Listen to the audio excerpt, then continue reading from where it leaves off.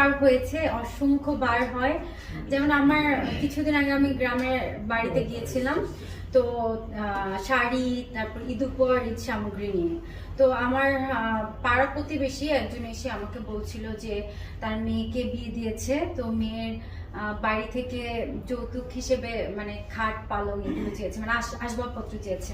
কিন্তু তার আর্থিকভাবে সেই সামর্থ্য নেই যে মেয়েকে একটা খাট কিনে দিবে, একটা আলমারি কিনে দিবে, একটা ফ্রিজ কিনে দিবে, এরকম সামর্থ্য তার নেই। তো মেয়ের বিয়ে হওয়ার পরে তাকে প্রতিনিয়ত শ্বশুর বাড়ি থেকে নানান ধরনের কথা শুনতে হয়, নানান ধরনের তাকে টর্চার করে যে তোমার বাপের বাড়ি থেকে এটা দিল না কেন, ওইটা দিল না কেন, এরকম ভাবে কথা শোনায়। তো সে আমাকে খুবই মানে কান্না করে, একদম জড়িয়ে ধরে কান্না করে বলছিল যে তুমি তো অনেক মানুষকে অনেক সহযোগিতা করো, আমার মেয়েকে তুমি যদি একটা আসবাবপত্র কিছু কিনে দাও, হ্যাঁ মেয়ের শ্বশুর বাড়িতে আমি পাঠাবো, তুমি যদি এরকম কিছু কিনে দাও। তো আমি ওনার মেয়ের শ্বশুর বাড়িতে পাঠানোর জন্য আমি কিছু আসবাব